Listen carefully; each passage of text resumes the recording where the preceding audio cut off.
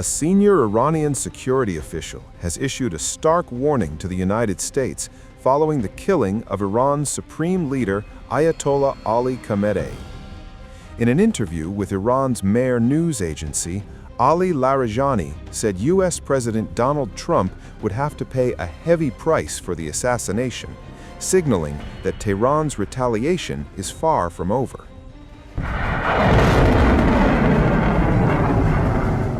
Larijani, who serves as secretary of Iran's Supreme National Security Council, said Iran's military response will not be a one-time action.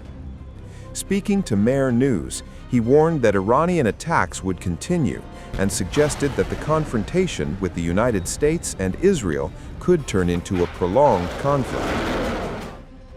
In the interview, Larijani accused Washington of deliberately trying to destabilize Iran through targeted assassinations of its leadership.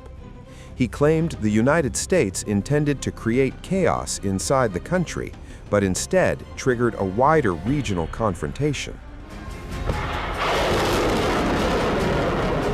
Larijani also insisted that Iran's military capabilities remain intact despite ongoing strikes. He said Iran's missile stockpiles and strategic weapons systems are fully operational, rejecting claims that the country's defense infrastructure has been significantly weakened. The Iranian official further claimed that U.S. planners underestimated Iran's ability to fight back. According to Larijani, Washington believed Iran would collapse quickly under military pressure, comparing the assumption to previous attempts at regime pressure in countries like Venezuela. His remarks come just hours after U.S. President Donald Trump launched a scathing attack on Tehran in a post on his social media platform Truth Social.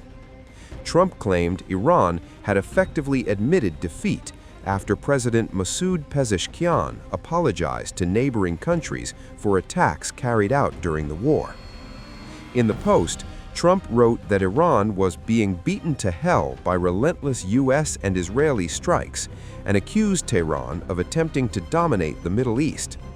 He declared Iran the loser of the region and warned that the country could be hit even harder if the conflict continues, raising fears of further escalation in an already volatile Middle East war.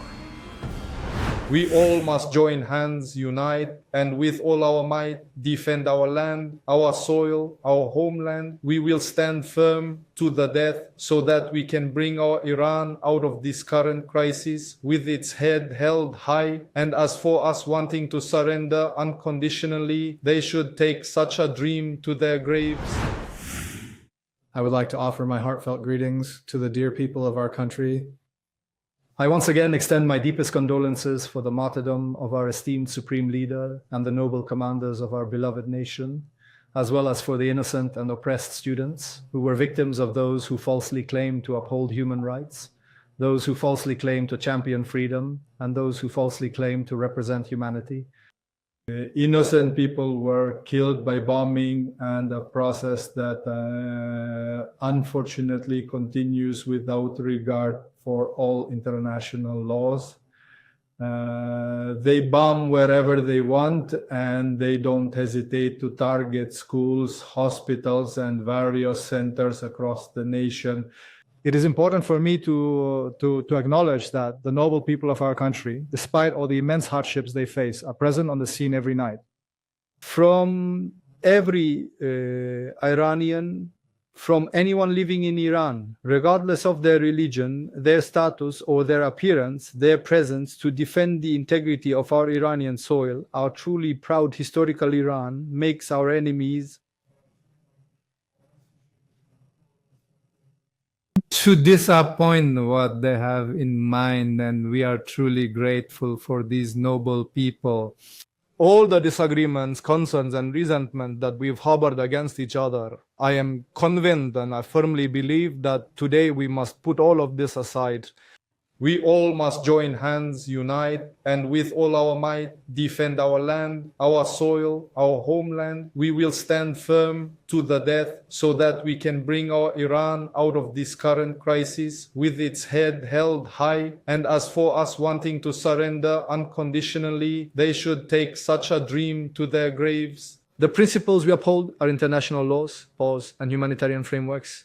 Pause, and those very principles they themselves claim to advocate for. Pause, they should fundamentally adhere to them. Pause, they have absolutely no right to disregard. Pause, the legitimate rights and sovereignty of all nations. Pause, and naturally, that includes our own country, Iran. It is essential for me here to apologize to the neighboring countries that have been attacked by Iran on my own behalf, because this course of events, with the tragic circumstances that transpired, led to our commanders, our revered leader, our beloved ones, truly sacrificing their precious lives because of the savage and brutal aggression that was unleashed upon us. And our valiant armed forces, those heroes who are ever ready to lay down their lives, who have placed their very existence in the palm of their hands, are here to valiantly defend our nation's territorial integrity. When the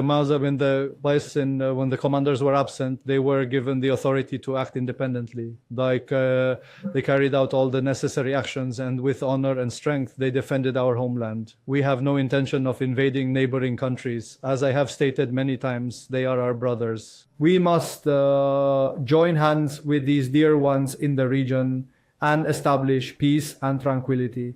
And I truly hope that these incidents, in the decision we made yesterday in our Provisional Leadership Council, this decision was reported to the armed forces that from now on they should not target neighboring countries. They could launch an attack or perhaps fire missiles unless it is those specific countries that are planning to attack us also. And I firmly believe that we must resolve this critical issue through diplomatic means, rather than by engaging in conflicts with our neighboring countries and thereby creating further problems. Our dear people must understand that we in the government, all our ministers, and indeed all our forces are working with the utmost dedication. We will not fall short in any way, as long as it is within our capabilities. We are the dedicated servants of these people. We will make every effort to ensure that no problems whatsoever arise from our side for our beloved people. But the truth is, it's war. We have prepared for war, and we will continue to do so. And I pray to Almighty God in this holy month to bestow upon us this belief, faith, and conviction so that we can powerfully and honorably defend the integrity of our country, the pride and dignity of our people, and may this serve as a lesson for future generations that Iranians are always together in every circumstance that demands it. We must stand united, pause, and I sincerely hope that those neighboring countries, pause, where certain groups or factions are contemplating, pause, using this very opportunity to launch an attack on our land, pause, will heed this message, pause. It would be far better for them not to become mere pawns in the hands of imperialism, pause. We may certainly have our own disagreements. We may certainly have our own disagreements and complaints with each other, but right now, to support Israel, which is actively committing genocide, and America, which is engaged in plunder and exploitation, the continued presence of these nations will forever cast a deep shadow of dishonor, of utter lack of integrity. I don't even know how to properly express it. It is truly awful to become a mere plaything in the hands of colonizers and genocidal regimes, especially for those who genuinely believe they are striving to achieve their own freedom and dignity. Dignity cannot be attained when you align yourselves with cunning foxes, with blatant liars, and with those who actively promote ignorance and deceit.